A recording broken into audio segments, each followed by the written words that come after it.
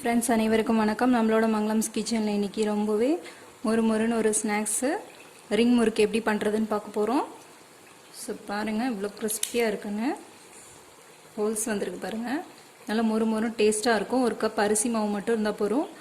நினச்சோடனே டக்குன்னு பண்ணிடலாம். ஸோ வாங்க எப்படி பண்ணுறதுன்னு பார்க்கலாம். இன்றைக்கி ரிங் முறுக்கு பண்ணுறதுக்கு ஒரு கடாயை ஹீட் பண்ணிவிட்டு ஒரு டம்ளர் தண்ணி ஊற்றிக்கிறேன். இப்போது தண்ணி எதில் எடுக்கிறோமோ அரிசி மாவும் அதிலே தான் எடுக்கணும்.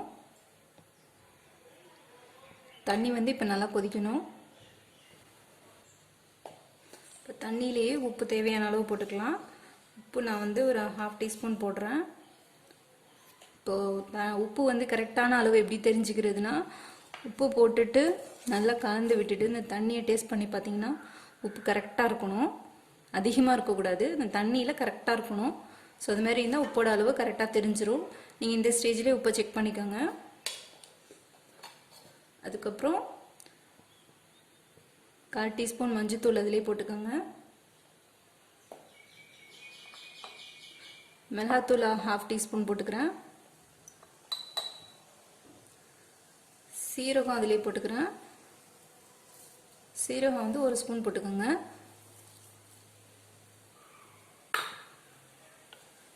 இந்த தண்ணி நல்லா கொதி வரணும். ஸோ அந்த தண்ணியிலே பட்டர் 1 ஸ்பூன் போட்டுக்கிறேன். பட்டர் இல்லைன்னா நீங்கள் எண்ணெய் கூட சேர்த்துக்கலாம். ரீஃபைண்ட் ஆயில் சேர்த்துக்கோங்க. பட்டர் போட்டிங்கன்னா நல்லா சாஃப்டாகவும் கிறிஸ்பியாகவும் இருக்கும். நல்லா டேஸ்ட்டாக இருக்கும் முறுக்கு. இது நல்லா கரையட்டும். இப்போ பாருங்கள், தண்ணி நல்லா கொதி வந்துருச்சு. இப்போது எந்த கப்பால் எடுத்தனோ அதே கப்பால் 1 கப் தண்ணிக்கு 1 கப் அரிசி மாவு எடுத்திருக்கேன். கடையில் வாங்கின மாவாக இருந்தாலும் சரி, வீட்டில் இருந்த மாவாக இருந்தாலும் சரி, எது வேணாலும் போட்டுக்கலாம். கொஞ்சம் கொஞ்சமாக சேர்த்து கிளறிக்கோங்க.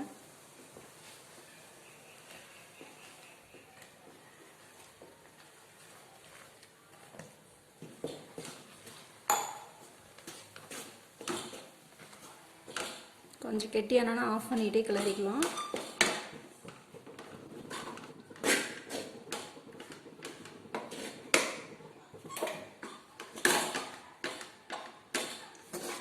இப்போ ஈவனாக மிக்ஸ் ஆகிடுச்சு. இதை உடனே ஒரு பிளேட்டுக்கு மாற்றிக்கலாம். ஸோ அதிலே இருந்தால் உங்களுக்கு ட்ரை ஆகிடும். ஒரு பிளேட்டுக்கு மாற்றிடலாம். இப்போ இது ஒரு பிளேட்டுக்கு மாற்றிட்டு இதை நல்லா சாஃப்டாக பிசைஞ்சு வச்சுக்கலாம்.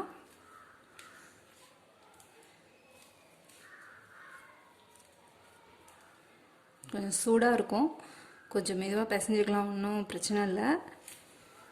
ஸோ மாவு பாருங்கள், நல்லா பிசைஞ்சிட்டேன். ஸோ நல்லா சாஃப்டாக இருக்குது. ஸோ இதை காற்று புறாமல் ஒரு வெட்லாத்தை வச்சு மூடி வச்சுடுங்க. அப்படி இல்லைன்னா ஒரு பாத்திரம் வச்சு மூடி வச்சுருங்க. கொஞ்சம் கொஞ்சமாக எடுத்து தான் நம்ம முறுக்கு செய்ய போகிறோம். ஏன்னா ட்ரை ஆகிடும், காஞ்சதுன்னா உங்களுக்கு அப்படியே பிரிஞ்சிட்டு வந்துடும், தேய்க்க முடியாது முறுக்கு. ஸோ அதனால் மூடி வச்சுட்டு கொஞ்சம் கொஞ்சமாக மாவு எடுத்து பண்ணலாம்.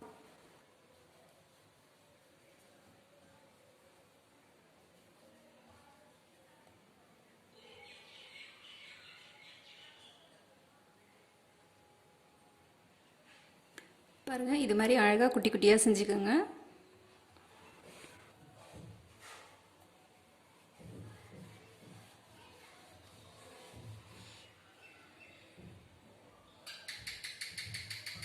இப்போ கடாயில் எண்ணெய் ஹீட் பண்ணியாச்சு. முறுக்கு எல்லாத்தையும் தேய்ச்சி வச்சுருக்கோம். ஸோ இதை போட்டு எடுத்துடலாம்.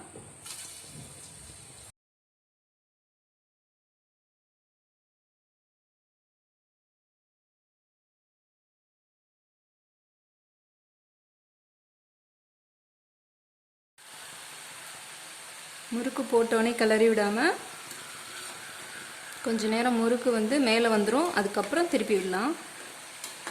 இது மாதிரி பரட்டி பரட்டி விடுங்க. அதுக்கப்புறம்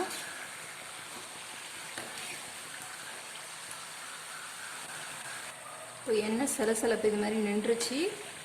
நின்னோன்னே முறுக்கு எடுத்துடலாம்.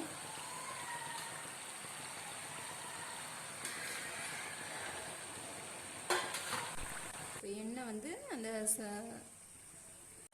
எண்ணெய் பொங்கி வருது, நின்றும். நின்னோன்னே இப்போ முறுக்கு எடுத்துடலாம்.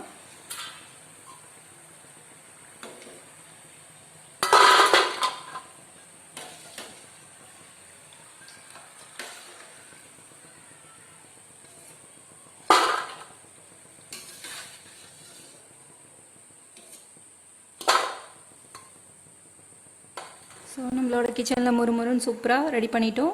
நீங்களும் ட்ரை பண்ணுங்கள். ட்ரை பண்ணிவிட்டு மறக்காமல் லைக் பண்ணுங்கள். இது வரைக்கும் நம்மளோட சேனலை சப்ஸ்கிரைப் பண்ணாமல் இருந்தீங்கன்னா சப்ஸ்கிரைப் பண்ணிக்கோங்க. Thank you friends.